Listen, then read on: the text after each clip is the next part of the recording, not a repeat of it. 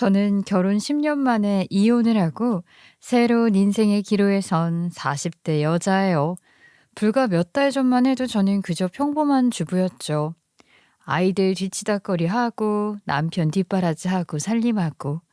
하지만 정신을 차려보니 어느새 돌아온 싱글이 되어 앞으로 아이들 둘과 혼자 살아야 하는 상황이 되어버렸더라고요.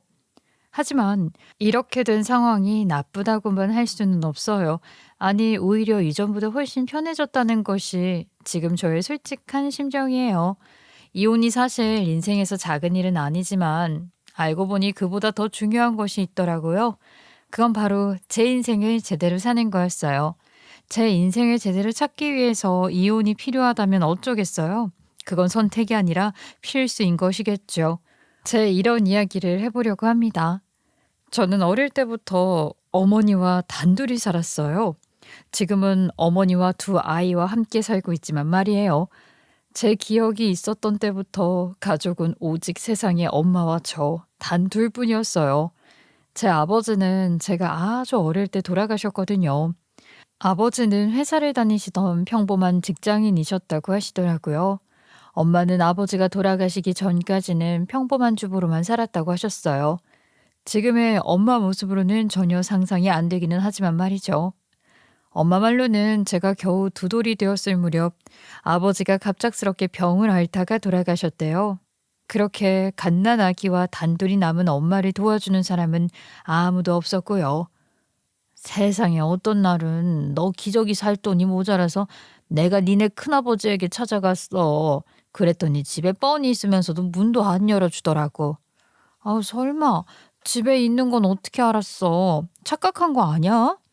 그랬으면 좋았게. 창문에 사람 얼굴이 보이는데도 내 얼굴을 보더니 커튼을 확 치고 돌아서더라. 그래서 이 약 물고 결심했지.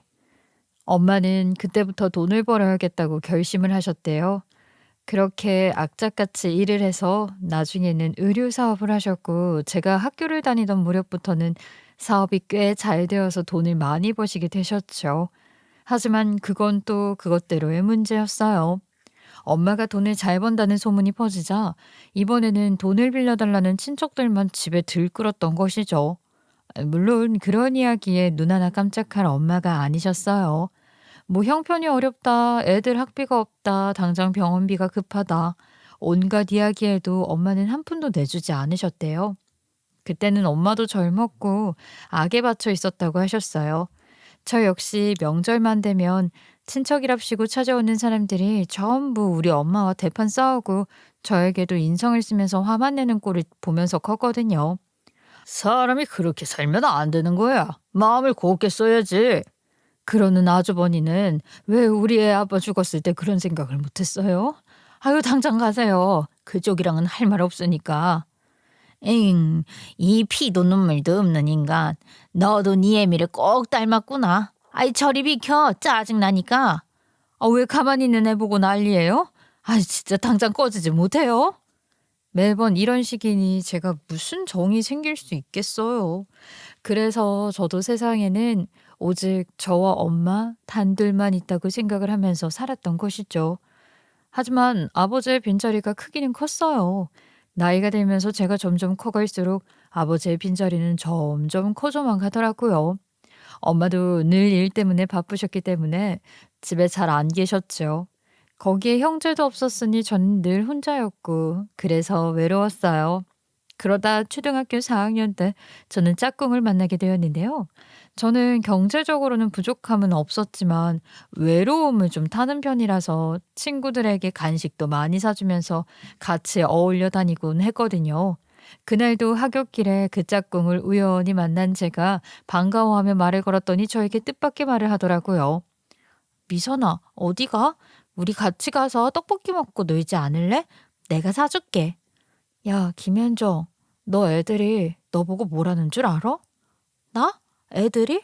아니, 몰라. 뭐라고 하는데? 아, 나 욕먹고 다니나?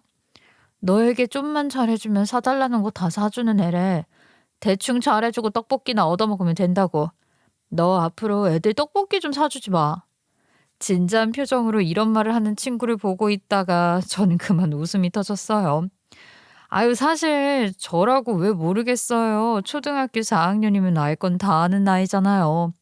저 역시 친구들이 그렇게 생각하고 그걸 이용하는 아이들도 있다는 거 정도는 알고 있었어요.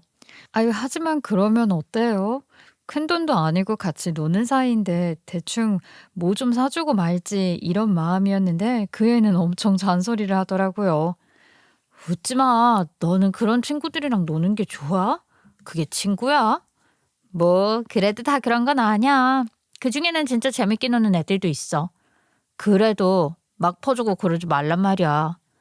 "알았어. 알았으니까 너 가서 나랑 떡볶이나 먹으면서 자세하게 얘기 좀 해 주라." "뭐? 아휴, 너는 아직도." "야, 가자, 가자. 너 바빠? 어디 갈 데 있어?" "아니, 그건 아닌데." 저는 그렇게 그 친구를 만났어요. 그리고 그 이후로 저희는 절친처럼 붙어 다녔고요. 그 친구는 그렇게 어릴 때부터 똑소리가 나고 철두철미했어요. 제가 뭘 해주거나 하나 사주려고 해도 싫어했고, 저에게 이제 그만 좀 놀고 공부 좀 하라고 잔소리를 할 정도로 철이 들고 속이 깊었죠. 그래서 저는 그 친구가 정말 좋았어요. 그 친구는 저를 있는 그대로 보고 또 진심으로 저를 위해 마음을 가지고 있다는 걸 그때도 알았거든요. 그 친구도 저처럼 외로운 아이였는데요. 집에 가도 아무도 없었고 딱히 학원을 다니는 것도 아니었어요. 저 역시 집에 가봐야 아무도 없었기 때문에 저희는 자주 저희 집에 같이 가서 숙제를 하기도 하고 간식을 같이 먹기도 했어요. "우리 이 숙제하고 게임할까?" "싫어. 너 그 숙제하고 오늘 책 읽기로 약속했잖아." "아, 알았어, 알았어." "근데 너는 진짜 특이해. 게임보다 책 읽는 게 더 좋아?" "그것보다 우리 집에는 책이 없거든. 너네 집에 있는 책 읽고 싶어서 그래." "아이, 그거는 얼마든지 읽어. 나는 사실 심심해서 다 읽었어.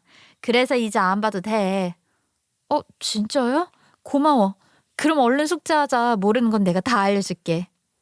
그날도 집에서 같이 숙제를 하고 친구는 책을 읽고 저는 친구 옆에서 혼자 게임을 하고 있었죠. 엄마가 일이 일찍 끝나셨는지 갑자기 집으로 들어오셨어요. 놀란 저희는 벌떡 일어났죠. 미선이는 예의 바르게 엄마에게 인사를 하고 집으로 돌아가겠다며 가방을 메고 자리에서 일어났어요. 그런데 갑자기 엄마가 미선이를 잡더라고요. "이제 곧 저녁 시간인데 너 저녁 먹고 가거라." "네? 아니에요. 괜찮아요." "집에서 부모님이 기다리셔? 아줌마가 전화해 줄게." "아니, 그건 아니에요. 아버지도 늦게 들어오셔서 집에 아무도 없어요."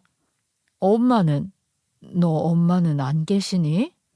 그 말에 미선이는 얼굴을 숙이더니 고개를 끄덕이더라고요. 엄마는 아무렇지 않은 듯 이러셨어요. "우리 연정이도 아빠가 없어. 세상에는 어떤 애는 엄마가 없고 어떤 애는 아빠가 없고 그래." "아, 그러네요." "그럼 가자. 아줌마 배고프고 저녁하기 귀찮어. 어른이 저녁 먹고 가라고 하면 그러는 거야. 나가자." "와, 엄마, 나가서 먹는 거야? 어디 가? 고기 먹으러 갈 거야?" 그럴까? 오랜만에 고기 좀 먹으러 갈까?" 그날 저희는 갈비집으로 가서 배 터지게 고기를 먹었죠.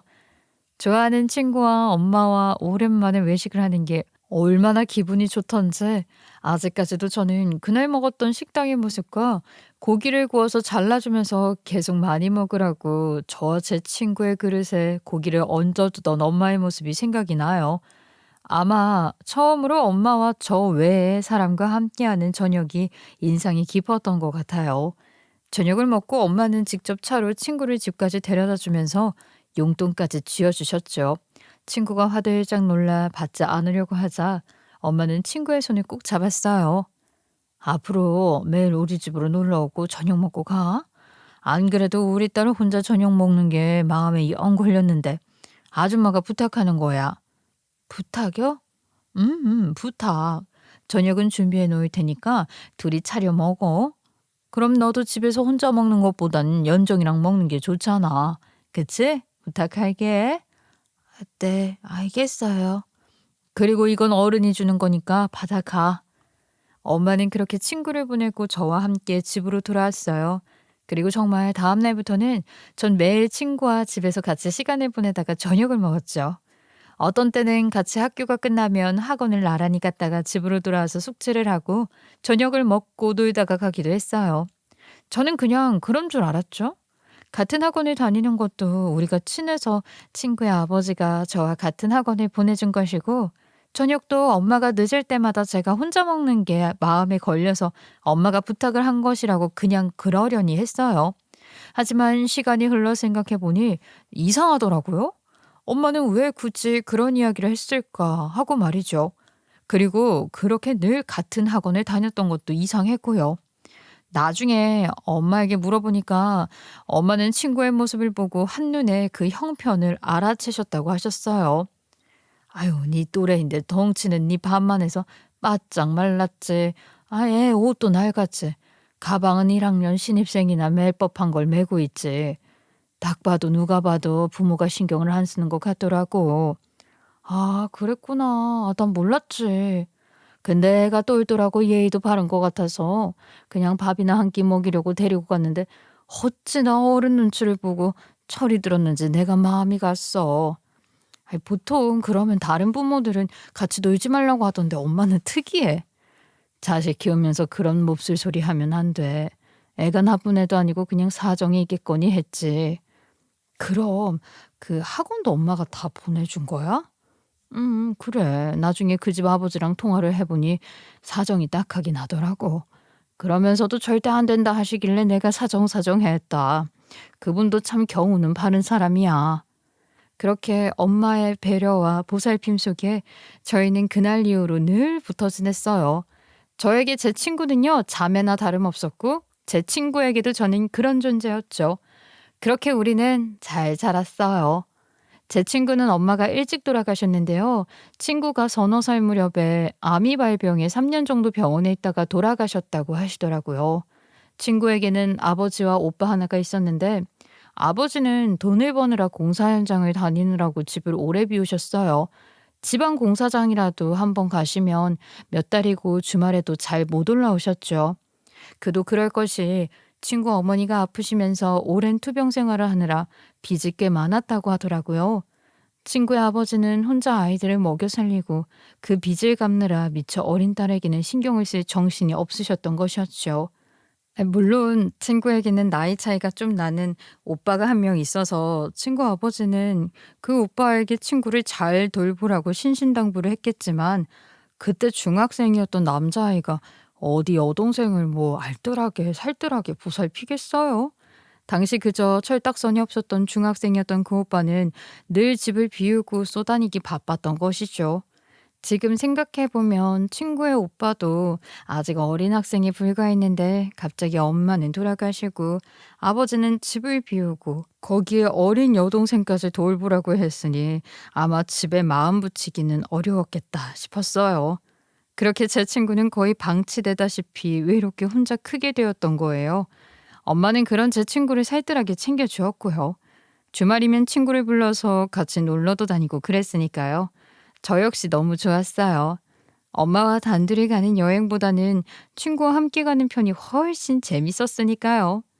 제 친구가 처음 생리를 시작했을 때도 챙겨준 사람이 저희 엄마였을 정도로 엄마는 제 친구를 딸처럼 품었어요.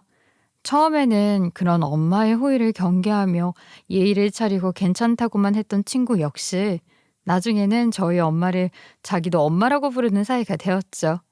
그러다 저희가 중학생 때부터는 친구는 아예 저희 집에서 같이 살게 되었어요.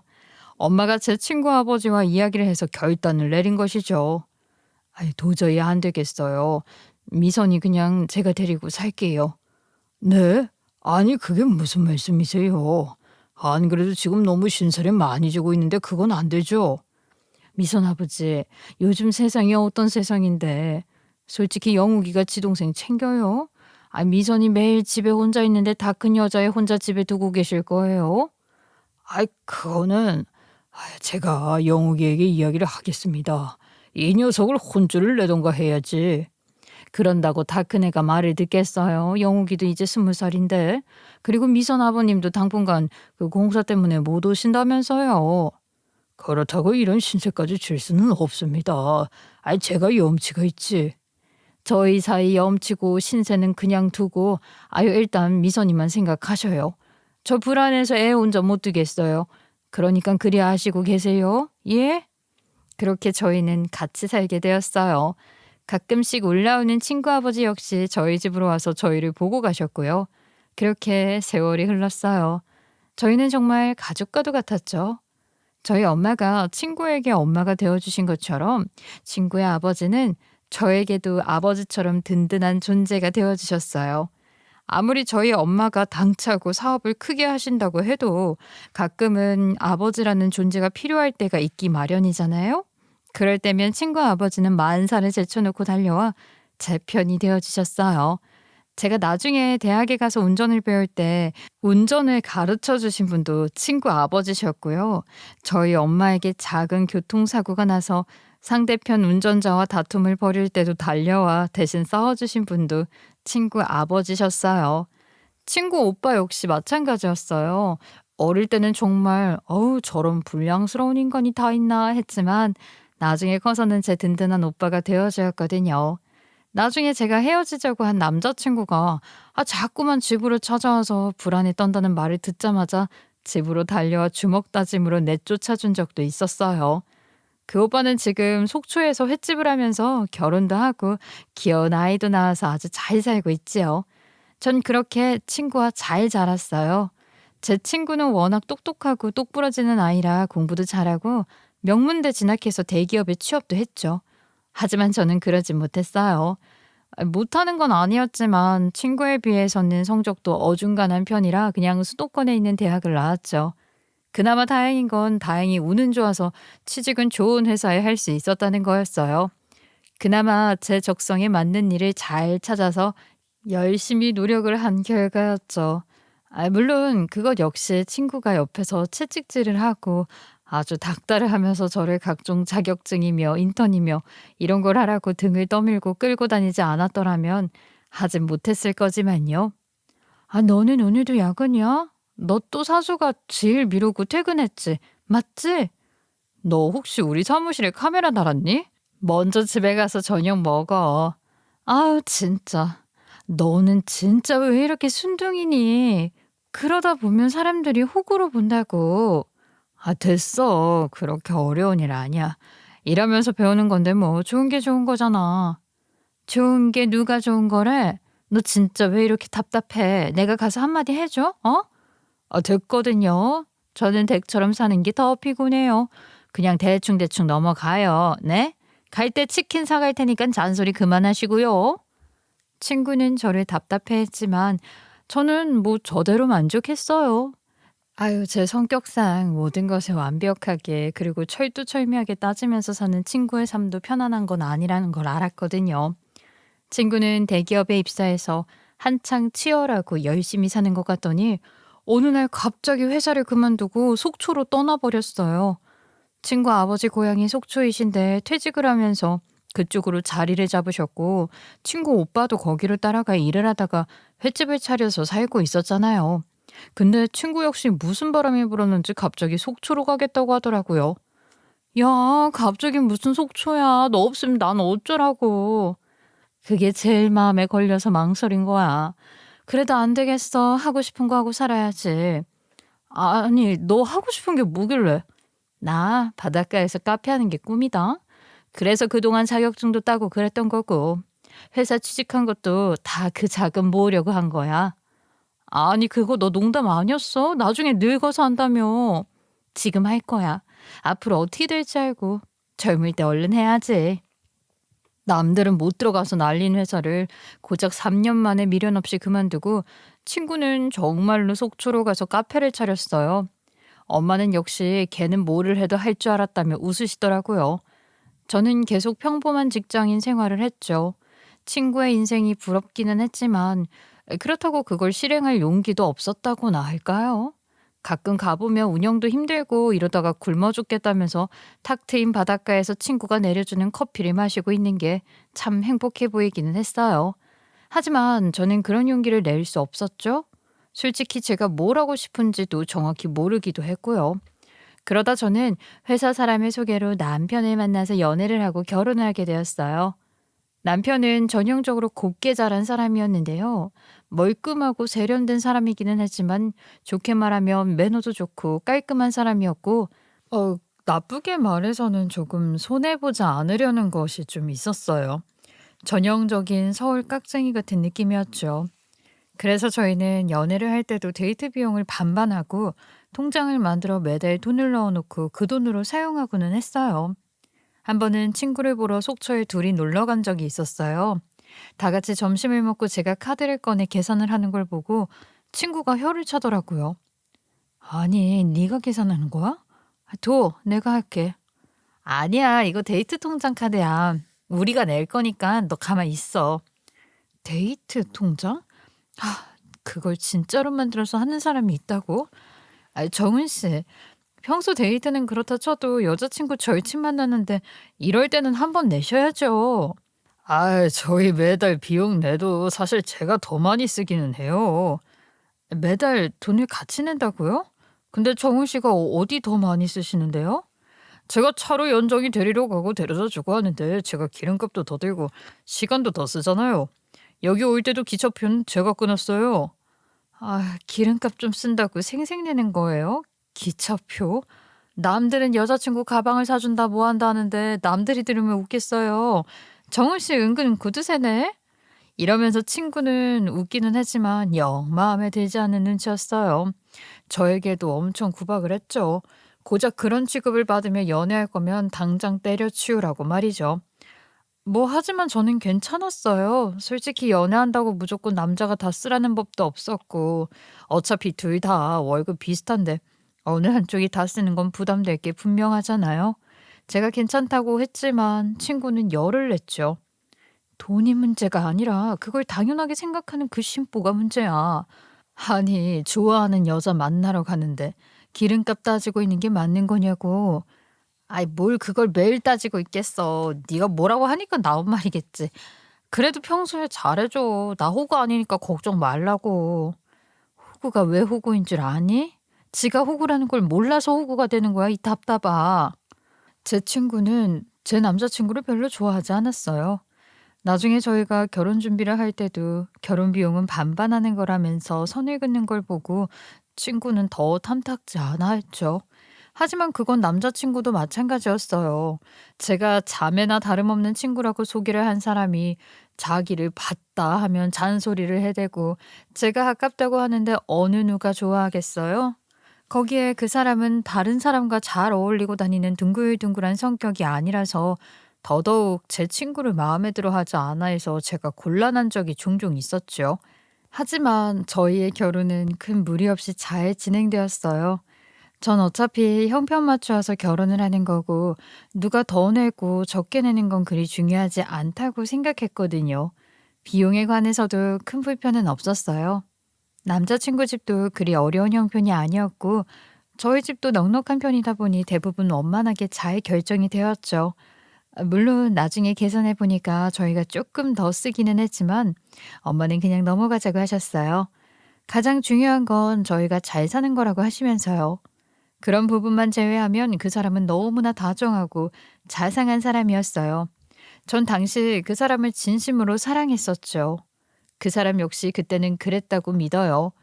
저희는 흔한 사랑 싸움 한 번 없이 무난하게 연애하고 결혼을 했거든요. 무엇보다 저에게 믿음이 있었어요. 바로 그 사람과 결혼하면 안락하고 따뜻한 가정을 이룰 것이라는 믿음이 말이죠.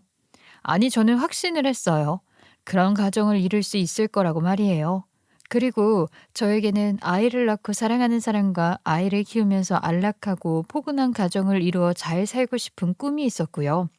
무엇보다 남자친구의 부모님은 늘 사이가 좋아 보이셨어요. 유복한 환경에 따뜻하고 서로 위해주는 부모님 아래 자란 남자친구의 환경이 어찌나 부럽던지. 남자친구에게는 여동생이 하나 있었는데 먼저 결혼해서 아이를 낳고 잘 살고 있기도 했어요. 그 모든 것들이 다 부러워 보였죠. 그렇게 저희는 축복을 받으며 결혼을 했고 결혼식 날 제 친구는 저희 엄마보다 더 펑펑 울었어요. 저희 앞날에 그림자 같은 것은 없다고 저는 믿었고요. 그저 앞으로 잘 살기만 하면 되었고 그렇게 되리라고 생각했던 것이죠. 그런 저의 믿음과 확신은 헛된 것이라는 걸 그때는 미처 몰랐지만요. 결혼을 하고 아이가 태어나기 전까지 저희는 한동안 맞벌이를 했는데요. 사실 사는데 큰 문제는 없었어요. 남편은 워낙 깍쟁이 기질이 있긴 했지만 자상한 남자였고 직장도 안정적인 사람이었거든요. 저 역시 그랬죠. 그렇게 저희는 맞벌이를 하면서 돈도 알뜰히 모으고 잘 지냈어요. 하지만 늘상 그렇듯 인생에는 생각지도 못한 복병이 있더라고요. 제 결혼 생활의 복병은 바로 시댁이었어요. 편안하고 안정적인 시부모님의 모습이 좋아 보여 결혼을 결심하게 되었는데 바로 그 시부모 때문에 제 결혼 생활이 괴로워질 줄은 누가 상상이나 했겠어요. 아니, 남편도 마찬가지였어요. 그 가정에서 자란 사람이니 어차피 같은 편이었으니까요. 유복하고 다정해 보이던 시댁은 사실 굉장히 가부장적인 분위기였어요. 그리고 그걸 남편은 아주 당연하게 생각했고 거기에 밉상인 신우는 덤이었죠. 시댁은 자기들이 종갓집이라면서 정말 그놈의 제사를 매달 지냈어요. 정말 1년 12달이면 제사가 14번, 15번에 육박할 정도로 매달이요. 요즘은 웬만하면 제사를 줄이기도 하고 합치기도 하는데 그거는 뭐 상놈의 집안이나 그렇게 하는 거라나요? 그러면서 징글징글하게 정말 매달 제사를 지냈어요. 심지어 명절이 있는 달에는 2번씩, 어떤 달에는 3번이나 지내야 했는데 정말 환장할 노릇이었죠. 거기에 아들이라는 이유로 제사비까지 매달 내야만 했는데요. 결혼한 첫 해에는 정신없이 어버버 하다가 지나갔지만 아니 아무리 그래도 산 사람이 이렇게 허덕이면서 죽는 사람 제사상 차리는 건 아니지 않나요? 매달 들어가는 제사비도 만만치가 않았는데 사람을 제사 때문에 부려먹으려 하는 것도 정말 짜증이 치솟더라고요. 이번 주 제사 있는 거 알지? 내일 가야 해. 퇴근하고 바로 엄마 집으로 와. 제사 그 다음 날이잖아. 왜 매번 전날 가야 하는 건데 나 저번 주에 계속 야근해서 피곤한 거 알잖아. 아니 전날 가서 미리 음식 준비도 해놓고 해야지. 그럼 우리 엄마 혼자 하란 말이야? 아버님 계시잖아. 왜 아버님은 손가락 하나 까딱을 안 해? 그리고 당신도 있고. 나 못 가. 제삿날 갈 테니까 당신이 먼저 가서 일 좀 도와드리던가. 아, 남자가 어떻게 일을 해? 당신은 제사법도도 몰라? 그건 말도 안 되는 일이니까 참말 마. 내가 데리러 갈 거야. 와, 진짜 환장을 노리셨어요. 제사 전날 저녁에 불려가서 밤늦게까지 일을 하고 부엌에서 종종 거릴 동안 시아버지고 남편은 저녁만 딱 먹고 거실 소파에서 움직이지도 않았어요. 그렇게 겨우 한밤중에 집에 돌아와 잠깐 눈 붙이고 다음날 출근했다가 제사 당일에 또 시댁을 가야 했죠. 그러고는 그놈의 제사도 꼭 한밤중에 지냈어요. 귀신이 밤에 온다나 어쩐다나. 아, 내일 출근을 하든지 출장을 가든지 다 상관이 없었어요. 그게 법도라나요? 제가 야근을 하든 말든 임신 중이고 만삭이고 다 상관없이 무조건 그놈의 제사 타령이었어요. 그걸로 남편과도 많이 싸웠죠. 아, 나 이번에는 절대 못 간다 했지. 그냥 당일날 음식하면 되잖아. 왜 밤새 음식하고 쪽잠 자고 출근했다가 또 가야 하냐고. 아, 나 그 짓은 못해. 네가 법도를 몰라서 그런 거 아니야. 아니 그럼 그 음식을 당일날 언제 해서 언제 다 차려? 아니 우리 엄마는 어쩌고? 네 엄마는 내가 모르니까 네가 챙겨. 너는 네 엄마만 보이고 지금 잠도 못 자서 다 죽게 생긴 네 마누라는 안 보이니? 나 안 가. 안 가니까 네 마음대로 해. 저는 피 터지게 남편과 싸워서 제사 전날 저녁부터 가서 음식하고 어쩌고 하는 건 아예 없애버렸어요. 도저히 이틀씩이나 밤을 새가면서 제사를 지내는 건 비효율적이고 바보 같은 짓이라 생각이 들었거든요. 물론 저의 이런 행동을 시부모님은 당연히 못마땅해 하셨어요. 시부모님은 둘 다 무슨 제사에 미친 인간들 같았어요. 심지어 첫애를 낳고 조리원에 있을 때도 시어머니가 뭐라고 했는지 아세요? 저한테 전화해서 헛소리를 짓거렸죠. 너 다음 주 목요일에 제사 있는 거 알지? 이번 주까지만 하고 조리원 나와라. 네? 아, 저 다음 주 금요일에 나가는 거 아시잖아요. 무슨 말씀이세요? 제사가 있으니까 그렇지. 아, 그러면 늦어도 다음 주 수요일에는 나와. 한 이틀 일찍 나오면 되겠네. 어머니, 지금 제사일하라고 애 낳은 지 한 달도 안 되는 저를 부르시려고 하는 거예요? 얘 너 말 이상하게 한다. 애 낳고 벌써 열흘은 지났잖아. 옛날에는 애 낳고 3일 이상 누워있지도 못했어. 뭐를 2주씩이나 있니? 그래서 아직도 허리 아프고 팔다리 아프시다면서요, 어머님은. 아이, 저 못 가요. 그 사람이랑 이야기를 하시던지 하세요. 어머니도 애 낳으셨으면서 너무 하시는 거 아니에요? 진짜 기가 막혔어요. 전 정말이지 남편을 쥐잡듯이 잡아서 난리를 쳐댔죠. 하지만 둘째 때도 마찬가지였어요. 둘째는 명절 연휴 직전에 태어났는데 그때도 왜 애를 명절에 맞춰서 낳냐. 제사를 지내고 좀 지나서 낳지. 이런 막말을 하더라고요. 나중에는 애들까지 제사에 끌고 가서 아이가 졸고 있는데도 기어이 자정까지 잠도 안 재우고 제사를 지내라고 하지를 않나. 아이고 참 정말로 가관이었어요.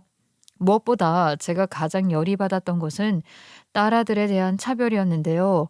아들은 음식 만드는데 손도 못 대게 하면서 딸아이는 어릴 때부터 부엌에서 가서 놀라고 하지를 않나. 음식을 차려놓은 제사상 근처에는 얼씬도 못하게 하지를 않나. 하루는 어린 딸아이가 예쁜 한과가 먹고 싶었는지 제사상 근처에 가는 걸 보고 시아버지가 부정탄다면서 불호령을 내리는데 도저히 참을 수가 없더라고요. 어디 계집애가 아직 제사도 안 지낸 상을 건드려? 부정타게.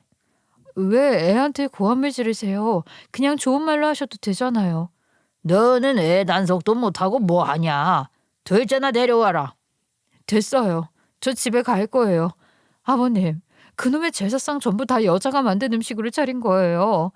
뭐요? 부정요? 그렇게 부정타면 아버님이 직접 음식하세요. 버릇없다고 하실지 모르겠지만 그날 저는 눈이 돌아서 울먹이는 큰딸과 어린 아들을 데리고 집으로 돌아와 버렸어요. 하지만 더 큰 문제는 남편 놈이었죠. 아버지가 틀린 말 한 것도 아닌데 왜 그거 가지고 예민하게 구냐고 오히려 저보고 뭐라고 하더라고요. 지 딸이 영문도 모르고 혼이나 우는 걸 보고도 아무 생각이 없어 보였어요. 거기에 신우가 와서는 시집간 여자는 원래 일 안 하는 거라면서 지 먹을 것만 먹고 음식만 싸가는 건 덤이었죠. 아이를 낳고 제가 회사를 그만두고 전업이 되면서는 시댁은 더 난리가 났어요. 저는 결혼 생활을 하면서 점점 쌈딱이 되어갔죠. 그런 제 모습을 보면서 친구는 배꼽이 빠져라 웃어댔어요. 너에게도 이런 모습이 있냐면서 말이죠. 그러다 작년에 엄마가 유방암 판정을 받으셨어요. 안 그래도 몸이 예전 같지 않다고 일을 좀 줄이시는 중이었는데 다행스럽게 일찍 발견했기에 망정이지 정말 큰일이 날 뻔했죠. 저는 엄마 병간호와 수술 뒷바라지를 했어요. 친구도 아예 가게 문을 닫고 서울로 달려와 극진히 엄마 병간호를 했죠. 하지만 그런 와중에도 그 망할 놈의 제사가 있었어요. 전 엄마 병원에까지 와서 제사 운운하는데 꼭지가 돌아서 또 남편과 대판하고 말았네요. 너 우리 엄마 입원해 계신 거 안 보이니? 제사 안 하면 천벌받아 죽니? 지금 제정신이야? 아니, 엄마가 어떻게 할 건지 물어만 보라고 해서. 당일날 하루 정도는 갈 수 있잖아. 미선 씨도 와 있고. 입 다물어. 나 우리 엄마 병간호 할 동안은 제사 아니라 제사 할애비가 와도 안 갈 테니까. 그렇게 알아? 꼴 보기 싫으니까 니네 집 가서 그 제사나 실컷 지내. 다행히 엄마는 초기에 발견해서 수술도 잘 되었고 항암도 순조롭게 잘 진행이 되었어요. 정말 천만다행이었죠. 그렇게 무사히 퇴원을 하시고 몸도 회복되어 가고 있던 중 추석이 돌아왔어요. 그런데 웬일로 시댁에서 엄마 암 수술하고 치료 중인데 굳이 안 와도 된다고 신경 안 써도 된다고 하는 겁니다. 어머나, 이게 꿈인가 생시인가 싶었죠. 진짜야? 진심이야? 그래, 어디 오랜만에 장모님이랑 그 여행이라도 다녀와. 애들은 내가 볼게. 아니, 이게 무슨 일이야? 강산도 10년이면 변한다더니 이런 날이 다 오네. 나라고 장모님 암인데 걱정이 안 되었겠어? 그래, 그 제주도라도 다녀와. 진짜 신경 쓰지 말고. 너무 고맙더라고요. 그래서 미리 선물도 바리바리 사들고 시댁 가서 인사도 드리고 저는 엄마와 제주도 여행 계획을 짰어요. 이 이야기를 했더니 친구도 자기는 빼놓고 가냐며 자기가 숙박비 다 될 테니까 데리고 가라고 하더라고요. 그래서 저희는 일단은 속초로 가서 오랜만에 친구 아버지와 친구 오빠 얼굴도 보고 하루 있다가 그다음 날 근처 원줄구강에서 제주도로 같이 떠나기로 했어요. 근데 남편에게는 이 이야기는 하지 않았어요. 추석에 가는 여행인데 남편이 좋아하지도 않는 친구까지 같이 간다는 게 조금 눈치가 보이더라고요. 그래서 비밀로 했던 것이죠. 추석 연휴 남편은 저희 여행 전날 저녁에 아이들과 시댁으로 미리 떠났어요. 전 다음 날 아침 일찍 엄마를 태우고 속초로 향했죠. 한참을 가고 있는데 갑자기 친구에게 전화가 왔어요. 언제 도착하냐는 말인 줄 알았는데 친구는 글쎄 상상도 못한 말을 하더라고요. 야, 너 이혼했었어? 지금 네 남편 어떤 여자랑 바닷가에 있는데? 저는 처음에 친구가 장난을 치는 줄 알고 웃었어요. 제가 매번 결혼 생활에 답답함을 호소하면서 차라리 이혼을 하고 말지. 이러면 친구가 웃으면서 이랬거든요. 퍽이나 네 성격에 이혼을? 아이고 빨리 하고나 말하세요. 맨날 말만 하고. 야 너는 죽어도 이혼 못해 이 답답아. 전 친구의 소리에 깔깔 웃었죠. 그래요. 아유, 이혼하고 싶었다가 이번에 여행 가라고 해서 참았어요. 무슨 농담이야. 야, 농담 아니야. 나 지금 뭐 줄 거 있어서 오빠네 가기로 가는데. 바닷가에서 아는 모습이 보여서 차 세우고 보는 중이야. 네 남편 맞다고. 우리 남편 지금 애들이랑 시댁가 있어. 말도 안 되는 소리 마. 진짜라니까. 그것도 어떤 여자랑 둘이 손잡고 껴안고. 어우 씨 난리 났다. 야, 빨리 와. 덜컥 심장이 내려앉는 것 같더군요. 저는 친구가 있는 곳으로 차를 몰았어요. 친구는 여전히 해변 구석에 차를 몰래 세워두고 제 남편을 주시하고 있었어요. 제발, 제발 착각이었으면 했지만 제 친구의 말은 진짜였네요. 시댁에서 애들과 함께 제사 음식이나 만들고 있어야 할 남편 새끼는요. 속초 바닷가에 있더라고요. 바다를 바라보면서 남편은 웬 여자와 다정하게 손을 잡고 해변을 걷다가 허리에 손을 두르고 뺨에 뽀뽀까지 하고 아이고 바닷물을 튕기면서 깍깍거리고 온갖 연병 천병을 하고 있더군요. 전 당연히 부들부들 떨다가 바로 그 연놈들 머리채라도 쥐어 뜯어놔야 할 것 같아서 달려나가려 했어요. 그런데 제가 벌떡 일어나는데 바로 제 친구가 저를 붙잡더군요. 그러면서 이랬어요. 야, 우리가 나서야겠다. 일단 앉아봐. 됐어. 이것들 당장 요절낼 거야. 아니, 너는 그새 왜 이렇게 거칠어졌어? 다 방법이 있으니까 기다려. 친구가 바로 오빠에게 전화를 했어요. 곧이어 친구의 오빠가 나타나더니 친구의 이야기를 듣고 곧 사라졌죠? 저와 친구는 오빠에게 친구들을 동원해서 그 둘에게 따라붙어 사진을 찍으라고 부탁을 했어요. 덕분에 저희는 그것들이 어디서 무얼 하는지 그리고 어디 가서 밥을 먹고 어디 가서 잠을 자는지 다 파악을 할 수 있었죠. 저는 바로 시댁에 전화를 했어요. 남편이 이 짓거리를 하는 건 도저히 시댁의 협조가 없이는 불가능한 일이었으니까요. 어머니, 애들이 걱정돼서요. 애비랑 애들은 다 잘 있죠? 아유, 그러면 걱정 마라. 사부인이랑 잘 도착은 했니? 그럼요. 애들 아빠 좀 바꿔주세요. 아유, 전화를 안 받네요. 아이고, 애비는 지금 피곤한지 방에 들어가서 잔다.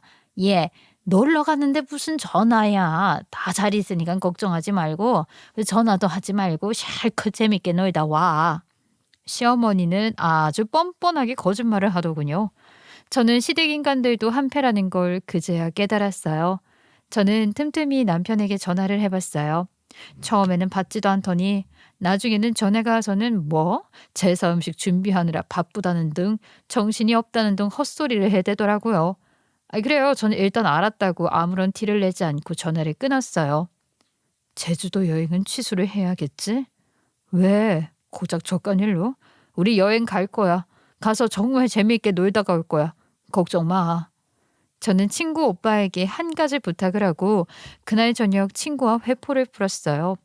그날 밤 남편과 상간녀가 묵은 숙소로 친구 오빠와 그 친구들이 들이닥쳤죠. 아이고 꼴에 거기서 제일 좋은 호텔에서 묵었는데 친구 오빠가 프런트에서 이벤트 당첨돼서 케이크 선물이 있다고 하니 문을 열어줬다고 하더라고요. 사실 친구 오빠는 키가 180이 넘고 덩치가 산만한 사람이에요. 거기에 그 친구들도 전부 한덩치 하는 사람들 뿐이었죠. 제 부탁을 듣고 친구 오빠는 저에게 그러더라고요. 그 자식 그냥 우리가 손 좀 대도 되지 않아? 그럼요. 마음대로 하세요. 어디 부러뜨리지만 말고요. 그거 가지고 트집 잡으면 또 골치 아프니까. 그래 알았다. 걱정 마. 그렇게 들이닥친 친구 오빠는 남편을 아주 맵게 손을 봐줬다고 하더라고요. 그 옆에는 반쯤 벌거벗은 상간녀가 울고불고 했다고는 했지만 지들이 어쩌겠어요? 친구 오빠는 제 남편에게 그랬대요. 너 진짜로 어쩌려고 그러냐? 어? 걔는 내 친여동생이나 마찬가지인데 이놈이 죽고 싶어 환장했지? 아닙니다. 아닙니다 형님. 제가 죽을 죄를 졌어요. 너 당장 이 새끼 헤어져. 내가 지금 연정이한테 이야기하려다가 참은 거야. 어떻게 너 연정이한테 이혼하라고 해? 아니에요. 제가 당장 저 여자랑 정리할게요. 제발 연정이한테는 비밀로 해주세요. 예? 그래? 그럼 내 부탁 하나만 들어줘라. 그럼 내가 비밀로 할게. 이렇게 친구 오빠는 요즘 횟집 장사가 잘 안 된다. 나도 먹고 살기 힘들다. 가게를 좀 넓혀야겠다. 이런 핑계로 사업 자금이 필요하다고 했어요. 그리고 차용증을 써줄 테니까 돈을 좀 빌려달라고 했고요. 저는 친구 오빠에게 꼭 차용증을 써주라고 했어요. 금액란은 비워두고 꼭 갚겠다 약속을 하고 돈을 받아내라고 했죠. 친구 오빠는 신나하면서 그대로 했어요. 물론 그날은 차용증만 써서 안겨주고 돈을 뜯어낸 뒤에 남편을 보내주었죠. 그 사이 저는 엄마와 친구와 제주도로 떠났고요. 그리고 아무 생각 없이 정말 신나게 놀았습니다. 풍경도 좋고 날씨도 좋고 음식도 너무 맛있더라고요. 하지만 제 머릿속에는 이미 모든 계획이 완벽하게 세워져 있었어요. 그렇게 여행을 마치고 예정된 일정에 맞추어 집으로 돌아와 시댁에 갔어요. 저는 일부러 너무 고맙다고 하면서 사온 선물도 풀고 그랬고요. 그 사이 남편이 수척해진 얼굴로 있더라고요. 얼굴에는 아직 지워지지 않은 멍자국도 있었고요. 전 깜짝 놀라는 척하면서 그랬죠. 어머, 당신 얼굴이 왜 그래? 누구한테 맞았어? 아니야. 그냥 장 보러 가다가 좀 넘어졌어. 뭐? 세상에, 어떻게 병원은? 괜찮아. 당신은 여행 재미있었어? 어머니 근데 속초 가셨어? 당신 속초 갔어? 제가 이 이야기를 하자 남편은 물론 시댁 식구들 얼굴이 전부 하얗게 질리는 겁니다. 아니야. 무슨 속초야, 속초는. 아니, 친구 오빠가 속초에서 전화가 와서 당신을 본 것 같다고 하잖아. 내가 말도 안 된다고 하기는 했지. 그 형님이 잘못 봤겠지. 나 여기서 애들이랑 있었는데 무슨. 하긴 그건 그래. 저는 이러면서 일부러 웃어넘겼지만 아무 말도 못하는 시댁 식구들을 보면서 이미 남편의 외도를 전부 알고 있었다는 확신을 가지고 있었어요. 도저히 이대로 곱게는 넘어갈 수는 없었죠. 그 이후 친구 오빠는 잊을만 하면 남편에게 전화를 걸었어요. 뭐 사업 자금이 모자라고 생활비가 모자라고 그런 이야기를 하기 위해서였죠. 전화를 안 받으면 호텔방에서 찍은 사진을 문자로 보내면서 그때마다 남편은 싹싹 빌고 친구 오빠에게 사업 자금을 마련해 바로 보내더래요. 그 사이 남편은 눈밑이 시꺼매지고 나날이 삐쩍 말라가더군요. 남편의 상간녀는 서울에 사는 여자라고 했어요. 친구는 그 여자 회사로 찾아갔고요. 그 여자 회사는 기가 차게도 남편 회사 바로 옆이더라고요. 제 친구는 웃으면서 출입증까지 끊어 사무실까지 찾아갔대요. 그 여자는 자신을 찾아온 친구를 보면서 영문을 몰라다가 친구의 말에 얼굴이 창백해졌대요. 속초 알죠? 속초. 우리 오빠가 거기서 당신 봤다고 찾아가 보라던데. 엄청 잘한다면서요? 김정은 씨도 알죠? 나가서 이야기하시죠. 나가서. 어머, 이제야 말이 좀 통할 것 같네요. 이 책상 사진 남편이랑 애들이에요? 어머, 결혼하셨구나. 너무 다정해 보여요. 상간녀는 덜덜 떨면서 왜 그러냐고 싹싹 빌었대요. 뭐 친구도 똑같은 말을 했죠. 사실은 제가 카페 창업을 하려고 생각하는데 돈이 있어야 말이죠. 그래서 제가 투자자를 모으고 있는 중이거든요. 어떻게 투자 생각 있으세요? 투자요? 지금 돈을 달라는 거예요? 네, 투자하시면 제가 열심히 살아보려고요. 아유, 싫으시면 간두세요. 저도 강요하네요. 어떻게 그쪽 남편은 카페 투자에 관심이 있으시려나? 아니에요. 저도 관심 있어요. 안 그래도 투자하려고 투자처 찾고 있었어요. 그렇게 친구 오빠와 친구는 그 둘에게서 돈을 긁어냈어요. 뭐 돈도 중요했지만 제 친구는 이러더라고요. 내 아주 이것들을 말려 죽여야지. 두고 봐, 내가 어떻게 하는지. 이러는데요. 어우, 어찌나 오싹하던지. 저희는 그렇게 작전을 펼쳤어요. 친구 오빠도 남편이 잊을만 하면 전화를 하고 제 친구도 잊을만 하면 그 상간녀에게 전화를 하거나 회사 앞으로 찾아갔고요. 저 역시 착착 준비를 해나갔어요. 저는 시댁으로 찾아가 이사를 준비하고 있으니 돈을 좀 보태달라고 했어요. 아유, 이사라니. 갑자기? 네, 애들도 크는데 집이 좁아서 안 되겠어요. 그리고 어머니 제가 점을 좀 봤는데요. 빨리 이사를 안 하면 남편이 바람이 난다는 거 있죠. 뭐라고? 진짜 어이없지 않아요? 제가 기가 막혀서. 아무튼 이래저래 사는 것도 불편해서요. 어머니가 조금만 보태주시면 빨리 갚을게요. 네? 제가 당당하게 요구를 했더니 시어머니는 아무 말도 못하고 돈을 내어주더라고요. 저는 그 길로 우리 아이들과 새로 살 집을 구했어요. 그리고 남편에게는 제 명의로 하겠다고 했죠. 물론 그 이야기를 하던 날 저희 집에는 친구가 와 있었어요. 친구가 보는 앞이라 그런지 남편은 아무 말도 못하고 그러라고 하더라고요. 그렇게 저는 재산을 전부 다 정리하고 이사 준비를 마쳤습니다. 이사를 하는 날 저는 남편 놈의 집만 따로 빼서 집 앞에 그냥 두었어요. 그리고 그 인간에게 이혼 서류를 던졌죠. 이게 뭐야? 이혼해야지 우리. 너 사랑하는 사람 따로 있잖아. 이 집은 네가 알아서 가져가. 새로 살 집에 네 자리는 없으니까. 여보, 그거 내가 다 설명할게요. 됐어. 가서 사랑하는 네 상간녀랑 행복하게 살으라고. 이제는 너 필요 없어.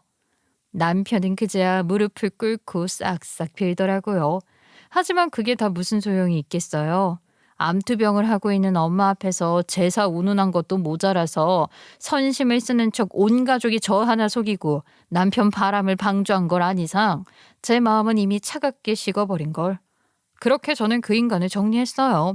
그리고 새로운 집에서 새로운 인생을 시작하기로 한 것이죠. 저는 그렇게 전 남편과 이혼을 했어요. 처음부터 남편이 이혼을 하겠다고 한 건 아니었어요. 그렇게 치밀하게 불륜을 저지르고 있었던 주제에 절대로 이혼은 안 된다고 고집을 피워대더라고요. 그래서 제가 합의를 해주지 않으면 불륜 사실을 회사에 전부 다 뿌려버리겠다. 협박 아님 협박을 했어요. 제정신이야? 너 그러면 내가 고소할 거야. 명예훼손으로. 해. 모욕이고 명예훼손이고 고발하고 고소할 테면 다 해. 나 상관없어. 너 그러다 감옥 가는 수가 있어. 진짜 이렇게까지 할 거야? 바람 피운 주제에 어디서 큰 소리야. 내가 벌금을 내든 징역을 살든 알아서 할 테니까 어디 한번 해보자 우리. 내가 다시는 너 아무것도 못하게 할 수 있으면 난 다 할 거야. 이랬더니 바로 이혼에 합의를 해주더라고요. 저는 집은 물론 양육권과 친권도 전부 다 제가 가져왔어요. 생각 같아서는 계속 양육비와 생활비도 받고 싶었지만 그러면 재산을 복잡하게 나눠야 하는 문제가 생기더라고요. 그래서 제가 깔끔하게 집을 가질 테니까 양육비는 필요 없다고 했죠. 뭐 사실 그 이전에 챙긴 것도 많았으니 더 바랄 것도 없었고 나중에 양육비를 주니 많이 그 인간과 다투면서 연락하고 싶지도 않으니 차라리 잘 된 거라 생각했어요. 집 한 채 받았으니 뭐 이 정도면 되는 거 아니겠어요? 물론 그 인간이 친구 오빠에게 만들어준 돈이며 제 친구가 상간녀에게 받은 돈도 저에게 그대로 돌아왔죠. 전 남편은 나중에 사실을 알고 고소를 하겠다고 펄펄 뛰었지만 전 마음대로 해보라고 했어요. 친구 오빠는 돈을 빌린 거였고 상간녀는 내 친구에게 사업 투자를 한 거 아닌가요? 거기에 친구 오빠는 차용증이 있었고 제 친구도 투자 계약서를 받아두었으니 고소를 해봐야 소용이 없었으니까요. 저는 혹시 몰라서 전 남편에게 경고를 했어요. 너 그 돈 한 푼이라도 받으려고 해보기만 해. 그럼 아주 볼만한 게 니네 회사 게시판에 올라갈 거니까. 니들은 사기꾼이야, 알아? 그걸 알고 일부러 그런 거지? 이 사기꾼 새끼들. 추석에 나를 빼돌리고 애들까지 두고 말 맞춰서 바람 피러 가는 니네 식구만 하겠니?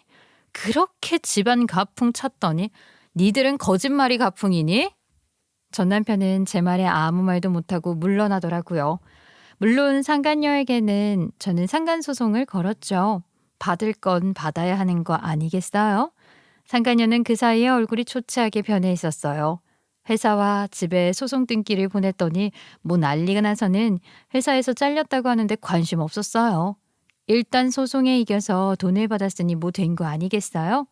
이제 그쪽에 더 이상 볼 일은 없었으니까요. 그 이후로 그 상간녀도 이혼을 당하고 둘이 사는 듯 하다가 결국은 미친 듯이 싸우다가 헤어졌다고 들었어요. 처음에는 뭐 같이 산답시고 시댁에 들어가 둘이 살았는데 제사를 지내니 많이 하다가 그 상간녀가 제사상을 뒤엎고 집을 나갔다나요? 제사이니 장소는 보내야 한다고 시어머니가 하도 난리를 부려서 우리 아들을 보냈는데 아들이 보고 와서 그 광경을 이야기하는데 정말요 웃다가 숨 넘어갈 뻔했잖아요. 전 남편은 그 사이에 저모르는 빚도 많이 있었는지 결국은 시댁집도 팔고 좁은 곳으로 이사를 갔다고 했어요. 외곽에 있는 어디 반자를 얻어서 간 모양이더라고요. 시어머니가 제사가 있다며 장손을 보내라는 걸 제가 내 귀한 자식 그딴 곳으로 못 보낸다고 하고 전화를 끊어버렸어요. 애들에게 못 볼 꼴 보이기 싫다고 했더니 그 인간들도 할 말이 없었는지 그 이후로는 말이 없더라고요. 근데 또 반전은 있었어요. 반자로 이사를 간 이후로는 시댁 제사가 아예 없어진 것이었죠. 제사하는 데 들어가는 돈도 돈이고 이제는 일할 사람도 없으니 전 시어머니가 자기도 이제 제사 못 지낸다고 한바탕 난리를 쳤다고 하더라고요. 집도 넘어가고 시어머니까지 식당 나가서 아르바이트하는 판국에 무슨 제사냐고 힘들어 죽겠다고 말이죠.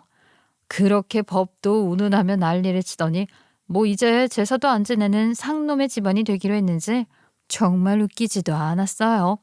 저는 이혼을 하고 자유를 얻었어요. 아이는 엄마가 알뜰하게 봐주고 계시고 전 다행히 전에 일하던 일과 비슷한 업종의 회사에 다시 재취업을 할 수 있었던 거죠. 저는 미처 몰랐지만 전 일을 참 좋아했던 사람이더라고요. 다시 출근을 하고 제 이름으로 된 일을 하는 것이 이렇게나 행복한 것인지 뒤늦게야 알게 되었으니 말이죠. 그래서 요즘은 매일매일 즐거운 마음으로 출근을 하고 있어요. 이제는 매일 아침 눈을 뜨는 것이 즐거울 정도니까요. 친구는 다시 서울로 와서 우리 회사에서 멀지 않은 곳에 카페를 개업했어요. 그렇게 잡을 때는 속초로 가더니 왜 바닷가도 아닌 곳에 카페를 열겠다고 난리야? 너도 이제 혼자 두기 불안하고 내가 엄마 옆에 있어야겠어. 안 그래도 엄마 아플 때부터 그 생각했어. 뭐래? 그러면 아버지는 오빠 있잖아. 그리고 애들도 내가 봐야지. 어떻게 엄마 혼자서 애들을 키우니? 너는 회사나 다녀서 돈이나 많이 벌어. 어찌나 든든하던지. 애들은 학교가 끝나면 할머니와 함께 이모 카페에 가 있다가 학원도 다녀오고 공부를 하다가 집으로 돌아오곤 해요. 그 옛날 제가 친구와 함께 저희 집으로 와서 같이 공부를 했던 것처럼 이제는 제 아이들이 친구네 카페와 집으로 가며 잘 자라고 있죠. 똑부러지는 친구와 자상한 외할머니 사이에서 아이들은 건강하고 밝게 잘 크고 있어요. 저 역시 퇴근해서 친구 카페로 가서 일도 함께하고 가게 일도 돕다가 집에 돌아오고는 해요. 저는 요즘처럼 자유롭고 행복한 적이 있었나 싶을 정도로 잘 지내고 있는 중이죠. 그리고 무엇보다 제 스스로 제 인생을 잘 꾸려가는 것이 힘들기는 하지만 이렇게나 행복하다는 걸 알게 된 요즘이 너무나 값지고 하루하루 소중할 뿐이에요. 그리고 물론 저는 앞으로 더 행복해지기 위해 더욱 열심히 노력할 생각이고요. 혹시 오늘 하루가 불안하고 오늘 하루가 행복하지 않은 분들이 있으시다면요.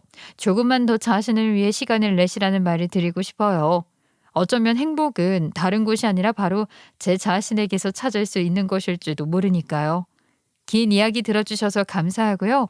늘 건강하시고 행복하세요.